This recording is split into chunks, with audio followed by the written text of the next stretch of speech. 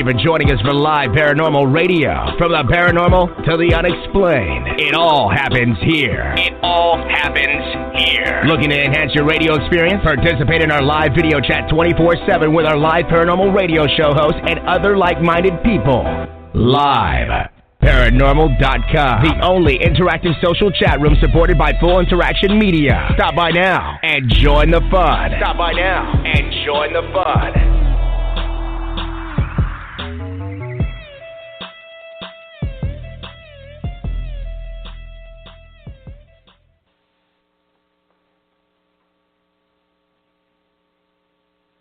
All right, this is Elisa Medhus. I guess they are still not going to play the Channeling Erik intro. That is such a bummer. I'm going to talk to you, Rob, the producer. But anyway, welcome back, you guys, to our Thursday night Channeling Erik Hour of Enlightenment. And for those of you who are new to the program, Erik Medhus is my 21-year-old son who died a few years ago, and now he's a spirit guide, and he helps people, especially blog members for Channeling Erik, but all over the world, try to navigate through the human experience, which can sometimes be a booger.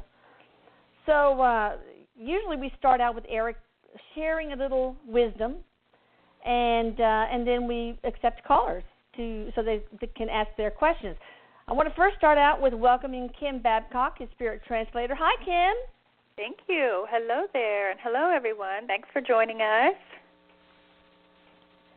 Go ahead and share what you can about yourself. How can people find you? Well, if you guys are interested in booking a session or, connecting with me somehow, any way that you'd like, you can find more information about me and the services that I provide on my website, and that's www.kimbabcock.net. You can also find me on Facebook and Twitter and Instagram. So all across the board, find me on social media, and also channelingericmediums.com. There's quite a wonderful collection there of energy healers and spirit translators, so you can also find me there. And you can also find Erik's tour there too, right? We're going to have That's an right. 8-city tour starting in June with That's Denver. Right. We've got many dates on the calendar for this traveling spiritual convention that we're going to do, Channeling Erik, and doing gallery-style readings, spiritual workshops and enlightenment, spiritual development, and that is also at channelingericmediums.com. You can find more information about the ticket sales, the prices, the cities, the venues, all that good stuff on channelingericmediums.com. So join us. We hope to see you and meet you guys out on the road. And you can also find that on a button on the right-hand sidebar of the blog, Channeling Erik. So, hi, Erik. How are you doing, sweetie? He says, hi, Mama. He says, long time no see, but he's being sarcastic. I know. Hey, so, Erik, how do you like my brand new grandson, Easton Gage Murphy? He says he's precious, Mom, but he's going to be just like me. He says, just you wait. He's talking about his prankster. Just you wait till you see his personality shine through. But he says he's happy. Well, right now he's like all pieced out most of the time now. He doesn't cry when he gets shots. The only way he wakes up his mommy is by sucking on those fingers so loud. It's like, Oh, like that's so sweet. Yeah, he's really sweet. So he's a keeper, huh? He says, congratulations, Mom. He says, I love him and I love you. Oh, I love you too, baby. So now, you are going to talk a little bit about people who have lost people. Gosh, I don't know too many people who have not. And but it's tough to, quote-unquote, lose somebody when you really only lose them physically, obviously. But how can you help people who still grieve, and how can you help them establish a continued relationship with their loved one? This is a great question. This is really interesting that you asked the question the way you do, because he's been sort of talking about that this week with different clients that have come, different blog members. And it's been interesting how people will book sessions to communicate with Erik, and it's sort of like in return, Erik is helping their loved ones learn how to communicate and stay connected with their family. So he's been showing me that quite a bit this week, so it's pretty fascinating. But Erik says, for anybody in dealing with grief, no matter the level of severity of that grief, there's a few things that you have to look at, and there's a few things that you have to be able to reflect on. First, understand the role that person played in your life and the attachment that you have to the role that person played in your life. So if it was your child, if it was your parent or grandparent, when you look at the type of attachment that you have to the role that they played, so if it's a grandmother, understand that relationship for what it is. And in doing so, he's kind of taking that and showing this image of how that transcends through, going on through physical death and sort of crossing the veil, if you will. He says once you lose that loved one that plays that role, if it's your aunt, if it's your grandmother, still understanding that relationship doesn't change just because of the type of their existence changing. So if the grandmother has passed away and is now on the other side, he says, as you guys like to call it, he says, she's still your grandmother. Nothing has changed. Nothing's changed about that relationship and the dynamics of who she is to you. And part of understanding that, too, is, he says one thing, he's kind of backing up a little bit. He says, one thing I want everybody to understand is the concept of your higher self. We've all visited this topic before, most of us, and if you understand that anybody's higher self is always going to remain in spirit form, then you're always going to have access to your loved one because of that. So what he's saying is, a lot of times people fear, well, it's been 45 years since my dad has been gone. What if he reincarnates before I pass? And will he be there when I pass if he's reincarnated?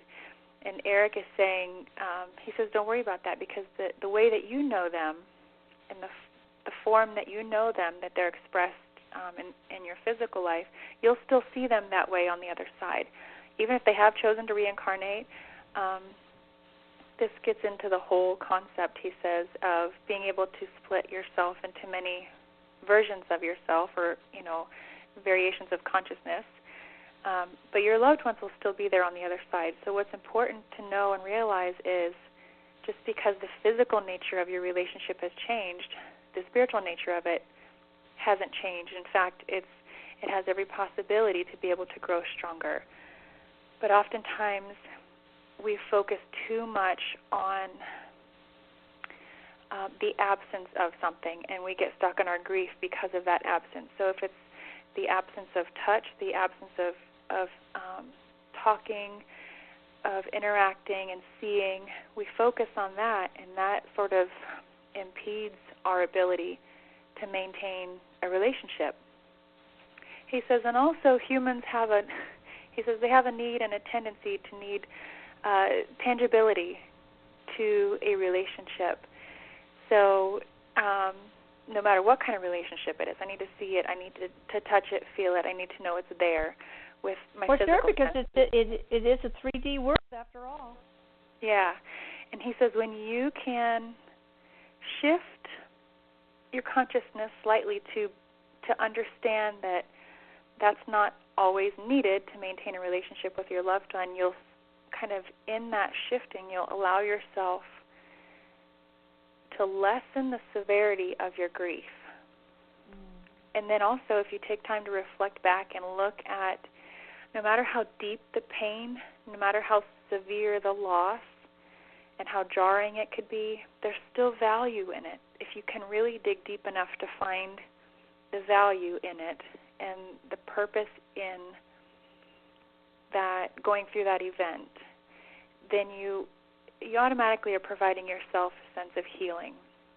He says if you're able to look back on a loss and look for the value in it, you're allowing yourself to heal. You're allowing yourself to move into a vibration where your family can stay in touch with you and more interactive with you. But he also says, he's holding one, like his index finger up, and he's like, but wait, there's more. I can't remember what movie that's from, but he says... commercial, but wait, there's more. You can get a yeah. second Kinzu knife for, yeah. He says, but two, he says, that's where I come in. I want a lot of you to know, you being blog members and listeners, that that's part of what I want to do as a guide. I want to help you know and learn how to connect to your loved ones on this side, and I want to help your loved ones understand how to maintain that relationship with you. That's part of being a guide, and that's part of what I love to do. He says, I love to see relationships come together, and I love to see them grow and develop. And if I can be a part of that process, he says, count me in, I'll be there. So. Well, suppose somebody, a mother, for example, has lost her son, like I have. Where does she begin? He says you begin by, excuse me, he says you begin by being compassionate with yourself in your grieving process, and immediately not comparing yourself to others in the grieving process. So, Mom, for you, he says, in grieving, don't compare yourself to how my siblings are grieving and how, they might seem further along in their grief, or, their healing. Yeah. Or even Dad. He says he might seem to be coping better, but you can't compare, because understand that you're unique in the way that you're going to deal. And also, he says a lot of times there's no way to prepare for anything like this. You learn as you go. This is very much a learn as you go process for humans. Now, he says, and looking around and being compassionate with yourself and not deciding, you have to make a decision to not compare yourself in the way you handle your grief versus, well, they lost their son too, but man, they seem to be doing so well. How did they do that? They're a different human being. He says that's not fair to ever compare. So don't let yourself fall into that cycle. But if you understand that the relationship doesn't really end, it's just changing. And if, in order to allow healing to occur, if you can allow change to occur, healing will come easier and more natural, he says. But if you fight it and saying, why, I don't understand, which that's going to be a phase of grief, he says. But the longer you fight it and resist it, the longer that grief phase is going to last. But if you sort of open up and allow yourself to adapt to change and your new sense of a normal way of life, and even a new type of relationship with that same soul, that same person, then you'll allow yourself to heal, to move into a further stage of healing. But if you resist as they say, what do you resist persists. Yeah, and he says if you resist it, you'll kind of be caught and trapped in that deep, dark grief. And again, if you focus on what you don't have and the losses, and it's okay to think, I wish he were here, I wish they were, a part of this. But if you sort of unpack your bags and stay there and start to get angry about it, he should be here, and it's not fair, and get deeper in your emotions, that's where you kind of get caught in the trap of it, he says. Well, so how does somebody start a relationship? I mean, you and I talk to you every time I take a bath. So that's once a month at least. And I talk to you through Kim. But what can people do to start this new, exciting relationship, non-physical relationship with their loved ones? He says this is going to be unique to each individual out there and the type of relationship you're trying to maintain. So let's take, for example, a girl that's just lost her father. and she wants to maintain a relationship with him. She's not quite sure how. Excuse me. Having, no really spiritual experience before this, the best way you can do that is to look into your heart and look into that relationship and find out how you related to your dad the most. Was it through emotion? Was it through your mind, through talking, through cognition? Was it through your heart? Was it through intuition? So look at and evaluate that type of relationship, and that's how you're going to be able to maintain that relationship the best. So what feels the best? Is it to listen to your dad, listen for your dad? Is it to feel that gut feeling, or is it to go with your emotions? Because that's where they're going to be able to speak to you through those. And Erik is sort of referring to the chakras when he's talking about this and showing me this. So, is it your awareness? Is it your heart, your feelings? However you connected to your dad the most in your physical life that's going to be upheld and maintained. Again, he says nothing changes about that type of relationship except the tangibility. So if you and your dad connected, and you hear. Go ahead. You hear different voices in different areas. For example, when I just think, about I wonder if I unloaded the dishwasher already or whatever. I feel it in my head somewhere. Now, when I feel intuition about something, like, oh my gosh, is my daughter, driving, and with the radio up too loud or whatever, then I feel it in my heart. But when I hear Erik's voice, it's kind of behind my right ear. So there are different locations and where you get these different conversations. That's awesome. Yeah, Erik is saying the same thing. He says all you have to do is to shift your awareness to that part of you. So again, if it's in your intuitive center, if it's in your head, if it's in your heart, shift your awareness there. Put your awareness there when you intend to connect to them, and it'll be more natural. It'll be easier. He says, but also too. He's making a joke, and this is how he says it. He's shaking his finger and shaking his head. He says, you humans, all the time, you tend to talk yourself out of conversations and experiences that you have. He says, you guys got to start believing what you experience. So it's so easy. It's so natural. But he says the human mind wants to say, wait a minute. Let me reevaluate that. Did that really just happen? Wait a minute. And he says, the more you do that, the more it sort of jacks up the whole process, he says. It makes it harder. So know and trust he says know and trust that the way that you had a relationship with that person in your physical life will still be the same in their spiritual life with you. So again, if it's through the heart, if it's through the head, put your awareness there and then set your intentions to connect with them.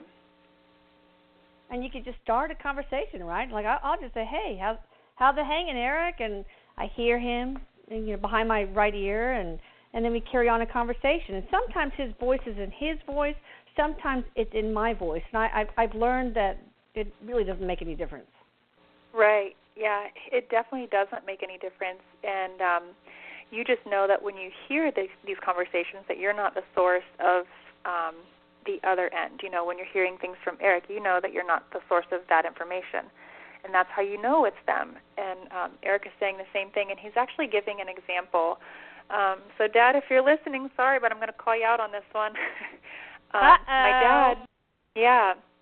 My dad lost his mother a year ago in March, my grandmother. And recently, my dad has been able to hear his mom and maintain a relationship with her just only recently in the last couple months. And that's because, he's learning how to step away from ego, let go of ego and let go of that doubt, and become vulnerable enough to allow that process to happen. And he's been telling me, I've been hearing my mom clear as day. We've been having conversations, and I'm like, I knew it. I knew you'd get there, So Erik says, That's you guys awesome. can do the same thing. I've also learned that it really helps to raise your vibration, because if you are really deep in grief, that is such a different energy for our loved ones to sort of hammer through. So sometimes it might take just thinking about joyful memories. Sometimes it might take listening to your favorite stand-up comic. But to raise your vibration really does help. The signs come, the pranks come, the conversations come. He says, yep, and raising your vibration, those signs come, and all that information comes when you trust. And he says, naturally, when your vibration is higher, you naturally trust a little bit better. So raising your vibration is absolute key in being able to feel them and perceive them and interact with them. And there's so many ways you can do that, and that's a whole can of worms we can get into if you want to. But that is absolutely key. We can have a whole other radio show on that. But I think probably there's callers that are really wanting to talk to you, Erik. What do you think? Are you ready for it? Let's do it. Absolutely. He says, "Come on, Mom, give it to me." All right, coming your way. I wanted to let you guys know that I'm very grateful for liveparanormal.com for giving us, the avenue to air our program. So thank you, Rob. Thank you, liveparanormal.com. Let's see who our first caller is. Uh-oh, something happened to my hang on. For some reason, my page maximized, but that's okay. I can fix it. I have skills. Here we go. We got this. 626 area code. Let's see who we have here. Hi, you're on the air with Channeling Erik. How are you doing? I'm doing great. Hello, Lisa. How are you? Hi, sweetie pie. What's your name? My name First is Debbie. name? Debbie. Hi, Debbie. Hi. You want to ask Erik a question? Sure. First, I want to thank you, and congratulations, by the way. Absolutely gorgeous grandbaby. And thank you, because Channeling Erik is so wonderful. I just love it. And you're just such an awesome mom. I just love you. And Kim, you're doing such a fabulous job. Oh, thank you. And Erik, how's it going? How's it going? He's rubbing his hands together. He says, it's going. It's going. Erik, I want to thank you for all of the things that you're teaching us on how to live this life and get it straight. Okay, so in connecting with spirituality, connecting with our gifts and going with that and questioning ourselves, how can we open that up a little bit more? I know you hang out and you're so much fun, and you bring out the lighter side in life. And how can we continue to do that? How can I continue to grow with the gifts that are there, and I'm just pushing for it? Oh, that's so sweet. What a great question. That is a great question. He's funny. When you said, you're so much fun, he started rubbing his chest. He's like, yeah, I am pretty fun, huh? Totally. Okay, one of the key things he says, when you say, how can we keep this going, he says, share. This is huge for a lot of people right now, I guess, he says. Share your experiences. Don't be afraid to share your spiritual side. And he says to let it all hang out. Share your experiences, share your encounters, and it's share scary. what you're working on, how you're developing, because when you share that, you're obviously helping it continue, helping it grow, but also sharing is a form of vulnerability, Erik says, and that in itself is going to raise your vibration. So in developing yourself spiritually and helping others, as you learn and you have these epiphanies like, oh, that's fantastic, that makes life easier, just knowing that, little trick or whatever it is, share that with other people, he says. And he says, you make my job, he says, people like you make my job easy. And then he sort of backed up and he's like, I guess I can't really call it a job because it doesn't feel like work. But he says, because you're so open and trustworthy, or not trustworthy, but trusting in yourself and in your own development. And when you can do that, you can continue your own growth. So being able to trust yourself is huge, he says, in continuing this growth, continuing this expansion, he calls it, and in that, keeping your mind open to new things. He says sometimes people tend to get tunnel vision, and then they fall down this black hole with that tunnel vision, having their eye or their mind set on something specific, then they close off all other possibilities and opportunities. So the more open you can keep your mind and the more you share, the more we're going to be able to help this continue. Does that answer your question, Debbie? It was perfect. I've been saying the word sharing all day. It's a little bit hard, though. I think it's a little hard because, from my perspective, when people say, oh, what do you do for a living? And it's like, oh, God, do I really want to open up that can of worms? Because, there is, you don't know if they're super religious and, all of a sudden you've been talking to the devil and things like that. So it's a daunting task to share this. We are on the bleeding edge. We are like those people who said, the earth is round, when everyone around us thinks it's flat still. So it is difficult. How do you speak to that? Can you speak to that, Erik? He says, well, of course I could speak to that, Mom. Of course you can. He says part of that is your own apprehensions, your own fears. So anytime people ask you what you do or, your side hobbies or what do you spend time doing, and if you're going to say, well, I meditate or, I'm into the chakras or whatever it might be, people may think it's, wrongdoings or evil work, but that's their own. He's like, you want to open that can of worms? He just said that's their own inability to just be open-minded. We'll leave it at that. But when you have those type of people that you're trying to explain yourself to, he says, give them that time, give them that credit, give them that time of day to say, hey, this is what I do, this is how I experience life. And it's okay if they don't agree. It's okay if they're completely shut off to it because kind of coming back around to you, Lisa, he says that's what makes the world go round. But when you have, it's okay to agree to disagree. But when people ask you what you do, have pride in what you do without ego. Have confidence without ego. Share what you do. Share the cool experiences that you have. He says, and I'm willing. He's goofy. He says, I'm willing to lay money on it right now that more people are going to relate to you than turn away from you. And I said, oh, you got money? Show me. And he's like, well, you know what I mean. but it's true. It's true. More people are like, oh, my God, I had the same experience, but with my grandmother and all that. So there's a lot of people in the closet as far as spirituality is concerned. Well, that was a good question, Debbie.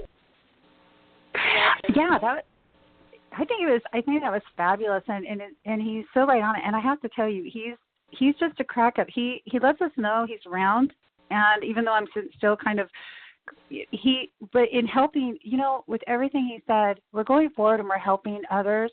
So we're going to encounter that flashback from human conditioning, but let's keep in mind we're helping.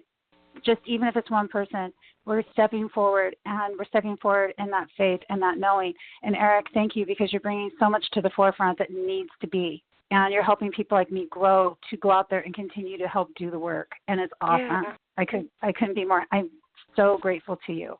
Yeah, and you know what he's saying, Debbie, too, is he's saying, just another little side note. Whenever you share with people, even if they are apprehensive and super religious, he says, just think about it like this. If you remind them that your intentions are to help, how can that be wrong? He says. And he just put a big old period at the end of that sentence. How can that be wrong?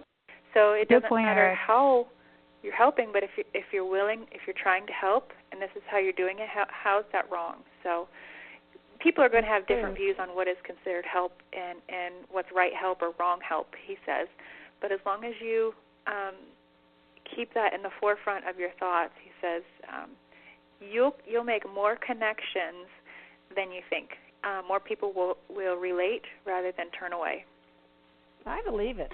Hey, Debbie. Thank you, and I'll use this word heart-centered. Yes, Lisa. Yeah. Hey, guess what? What? I love you. I love you. I absolutely adore you. I'm so grateful for you. Thank you for helping. I'm grateful for you too. Yeah. Thank you for your question. You're welcome. I love you, Kim. I love you, Eric. You rock. We love you too. Thanks, you guys. All Thank right. you for Thanks, calling in, guys. Debbie. Awesome Bye. question. Oh, that was a very giving question. Yeah, it was. That was very heart-centered uplifting question. Yeah, I loved it. Great. All right, now we have area code 303. Getting to him or her right now. Let me see. Hello. There we go. Hi, how are you doing? Hi. I'm well, thank you. This is Michelle from Boulder. Hey, Hi, Michelle from Boulder. What's up? Oh, now I'm feeling a little self-conscious because my question seems kind of selfish. Oh, hush up. Nothing. You're the most important thing, so it's okay. We have to take care of ourselves. Well, otherwise, how can we take don't know. care of the world? I totally thank you. You're the best. I think you have helped me a ton. You and Eric and Jamie and now Kim. I've tapped into you guys many times since my father passed away a couple years ago, and I just think you guys are the best. You're just like so giving, and anyway, that's another side note. You've been helping so many people, and you've kind of helped me honestly kind of awaken to more of a life purpose. But that's great. On that note, thank you. On that note, my husband and I have been having so much difficulty hitting roadblocks with trying to move forward and buy a house in this particular neighborhood. And I asked Erik a while ago, or I asked you, Erik, about moving to a different part of the country, and you were so helpful, and we really pursued that, but we've settled on living here in Boulder for our kids' sake and their school. But we keep getting no's everywhere we turn. I'm just wondering if there's any hope in the future. Of course there's always hope, but if he sees anything lining up for us with his business or with a new house in this neighborhood that we're trying for so badly, it's just we keep getting shut down, it seems like. He says a couple of things. First and most importantly, don't focus on the past, even if that just means yesterday that you got a no. He says because for every no you get, you're going to get a better yes, but you have to think that way and believe it. So it's kind of like saying, if you didn't run the race, how can you appreciate the victory, he says. So know that, he says, first of all, know that you will be successful in relocating into where you want to in this neighborhood, but he's making me feel like the timing is off. The timing is slightly off. I feel like you're coming into alignment with it is what he's showing, but the timing is off, and he says just work on shifting your awareness, because anytime you want to manifest something, if you focus on what hasn't happened or how it hasn't happened for you, you're going to continue to manifest how it's not going to happen.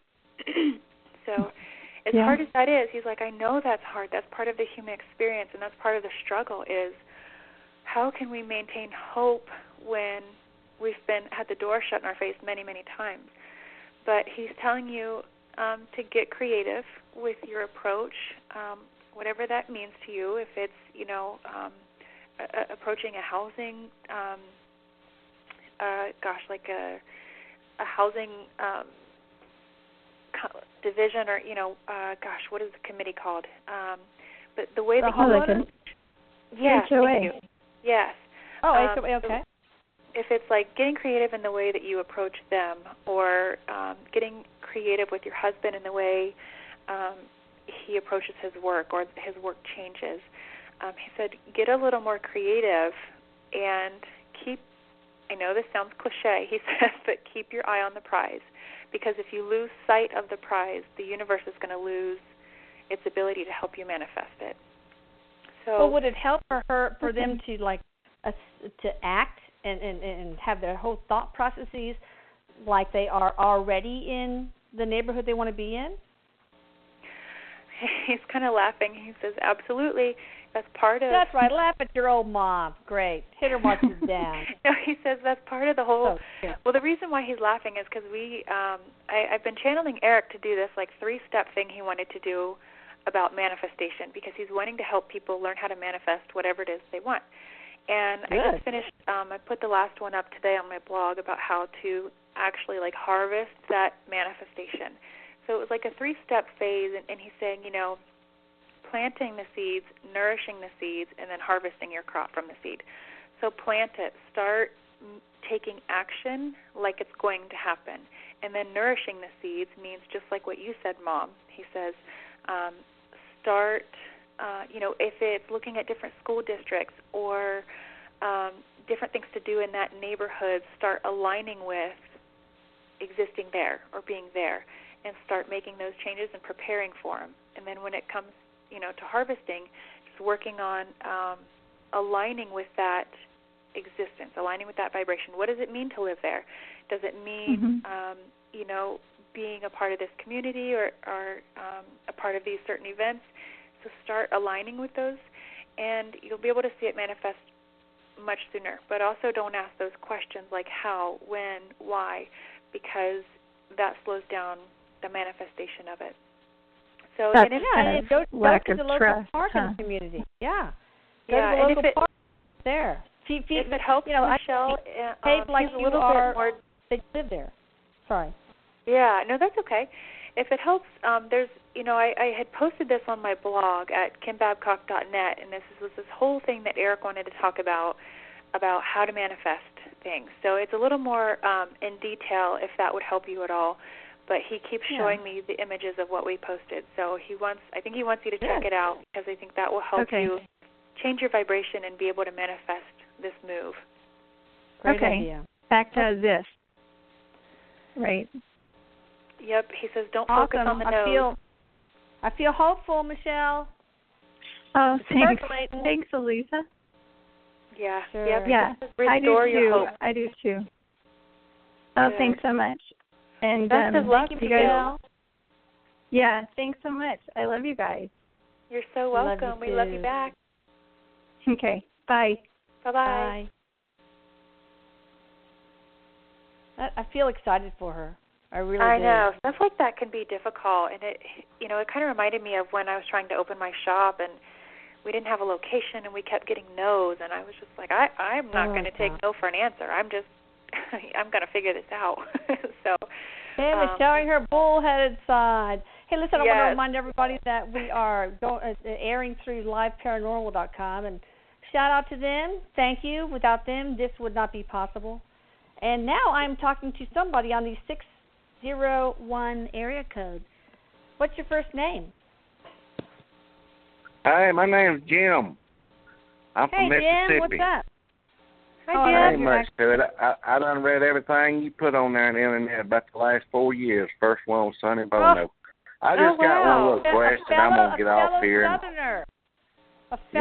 I'm not far from Houston. I used to come out there and on Harwin and buy them little four and bring them back and sell them. And well, you need to come by and visit sometime in one of our little get-togethers. Come on. Yeah, I have to. I used to come out, like I said, when the economy is good. I just want to know when money's coming back my way. I used to make a lot of money back up to about 2009 when the economy died. And I just, basically, that's all my question is, when money coming back my way. That's an important question. Yeah. Oh. Erik is encouraging you to work on a couple of things. He says, as far as careers related or in whichever avenue you bring in income, he's encouraging you to be more assertive. He says you need to be more assertive and also draw boundaries. He says, believe it or not, that's respected. So it might be hard to say no. It might be hard to draw boundaries. But work on that. Work on being assertive in your career with yourself and with others. And again, this sort of is relates to the last caller. Don't focus on the absence of something, because when you do, you're going to continue to create that for yourself. So if you think, when am I going to, you're acknowledging the lack of it. And in that acknowledgement, you sort of get stuck in that reality. So I hope you understand what he's saying, but he says to tell you, he says, remember back when, and he's telling you to think about and align with the way you felt when money was good, or when money felt comfortable for you, or finances were comfortable. So what did that feel like? What were your days like? What was your energy like? And go back to that feeling. He says, don't worry about what your bank account says. Don't worry about what's in your wallet. Go back to that feeling, because it's a vibration. And when you align, again, back with that vibration, it's sort of like, okay, just follow me for a minute here. Stepping into a different channel. Like, everything on this channel is complete abundance. You know, a little bit lower is a little less abundance, and a little bit lower is even less. So he says, when you step into that channel, you're experiencing the abundance that exists there. And that channel for you is that feeling back then, or that vibration. So if you can, and the more you do this over and over and over, he's telling you to repeat this and like recycle this. So connect to that feeling. Think about what it felt like. What were your days like? What did you do? What was your routine like? I'm not saying that you have to go back to that routine, but go back to the way that it felt. And the more you do this, the more you're going to connect to that vibration again and pull that vibration, or pull yourself back into that vibration. So I know that this sounds a little bit weird and probably strange when he's talking about all this vibration stuff, but your energy then was pulling in and attracting more. And now it's sort of like, well, scratching your head like, well, wait a minute, what happened? What changed? So he tells you, he's encouraging you to be more assertive, draw boundaries, and most importantly, align with the feeling of how it was when you felt comfortable financially. Also, one more tip for you and for listeners, Erik says, be very, very careful and pay attention to the way, or to the energy you put on when you exchange money. He goes, I don't care if you stop at the deli just to grab a sandwich, or if you go to the bank and take out a loan. When you're making financial transactions, if you do it with nervous energy and, oh my God, I probably shouldn't be doing this, this doesn't feel good, I'm really strapped anyway, if you have that energy on money exchange, you're going to create that for yourself in that avenue of your life. So, again, like if you're just going to the grocery store to pick up a sandwich or whatever, and you're thinking, oh, I probably should just keep this $5 or whatever, he says putting that energy on that financial exchange is going to help define your financial reality in your life.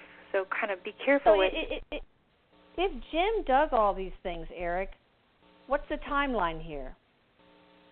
Oh, that's a good question. He says, well, that's up to Jim as far as his ability, like his persistence. No, if he does everything you say, Erik, what are we looking at? Because that's what he really wants to know, right, Jim? Yeah, that's it. Sure. He says, he says, in your time, if you can really do everything like what he's encouraging you to do, you're going to see it make a big shift in 6 months.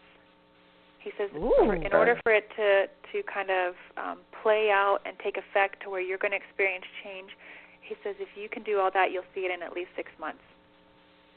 Okay. That's good, Jim. Yeah, I have got older and I lost a lot of my drive. I don't have a pep in my step that I used to have, but I understand where you're coming from. But I got to get that pep in my step back. Well, look here, I surely appreciate it, man. I enjoy everything you posted. And, you're welcome. You bet, Jim. Hey, Jim, the South shall rise again, right? All right. Well, thank y'all much. Good night. Thanks, Jim. I love Southerners. Oh, I know. I don't have my accent like I should. An accent like that. I know. People say I don't have that much of an accent, but I am Texas. All Texas. All right. Let's see if we can take another call. Yeah, let's do it. And this is area code 856. Hello. Hello. Hi. Hi. Hi. Oh, wait. Who are we speaking with? Rashad. Hi, Rashad. Hi, how you doing? I love your name. So what question do you have for Erik? I'm sorry, I'm from New Jersey. I was just nervous. Oh, don't be nervous. That's all right. Don't be nervous. Okay, I have a question. I want to know if what I'm experiencing, connecting with like source energy, if I'm just imagining it or if it's actually happening. Oh, I love this question. Like I go around and I help people. I talk to people about it, and I feel like I'm just connecting to, I don't know, like something's communicating with me, and I feel like I have communicated with Erik on some occasions, but I don't like know if it's real or not. Like I don't have clarity with it. It's not like I feel it. I've had people mediums who've come to other people in my family who said that, you know, that specifically that I've had some sort of gift in that, but it doesn't seem real to me. I've had the ability when I was younger, I could see spirits, but now I can't. Okay. So, wow. Erik, have you been talking to him, Erik? Have you been communicating with Rashad? He says that he has and others have, and he's really, Rashad, he's really interactive with you. He's talking back to you the whole time you're talking, and when you said, I feel it, he said, he was like yelling at you. He's like, that's it. Start there. He says, listen to what you feel first. That is awesome. He said, listen to what you feel first. You can make sense of it later, but what you feel is what's most important. And he says, again, going back to what we had mentioned earlier with another caller, don't compare. When you start to feel and experience things, he says, first of all, you are experiencing and you're seeing, or you're going to begin to see, so clairvoyance developing. But he says, when you connect or develop, don't compare yourself. Don't compare, well, others can do this and experience it this way. How come it's not happening like that for me? Or even don't compare yourself to how you did it yesterday. He says just be in the now with what you're experiencing and trust yourself. He says, I'm not even going to tell you to trust it because I know you already trust God. You already trust the other side. You need to work on trusting yourself. He says part of that, I'm going to call you out, and this is Erik calling you out, not me. He says part of that is being able to separate from ego and know when you can step in, when you can step into a more love-centered state of existence, heart energy, you'll receive clarity. He says, don't worry about potholes. Everybody gets potholes in their channel, and you have to just fill them every now and then. So filling those potholes with love, those potholes occur because of ego. And so what he's, I guess, referencing to is you being a channel, and potholes, I guess, are leaks that, this is just Erik's metaphor, I guess, but he says those potholes are leaks that kind of jack up your clarity. So keep doing it. When you keep doing it, you'll strengthen that muscle, you'll strengthen that channel and fill those potholes. So he says keep going and trust it because you're going to start to see, especially clairvoyance either must be or is going to become very strong. Oh, that's so great. We need to close the show now, otherwise we're going to bleed over into the next show. Yes, so thank you, Rashad. I hope that helped you. I just want to thank you for the video, Lisa. It helped me, and thank you, Kim, and thank you, Erik. You're very welcome. You bet, sweetie. Love you. All right, love you too. Thank you. Bye. Bye. All right, you guys, this was a wonderful show. I had such a good time. Be sure you check out Erik's book, My Life After Death, because you will find out everything about death all the way to what the afterlife is like and what your life as a spirit's going to be like. Also, be sure you check out the blog, channelingerik.com, Erik spelled with a K, and Kim at kimbabcock.net. That's right, guys. Anyway, don't hesitate to develop your own relationship with Erik. That's right. I love you, Erik. I love you, Mama. He says, I'll be around. I know you will. Bye. Love you guys. Love you guys. Take care, Elisa, and we'll talk soon. Thanks, everyone. Okay. Bye. Bye-bye.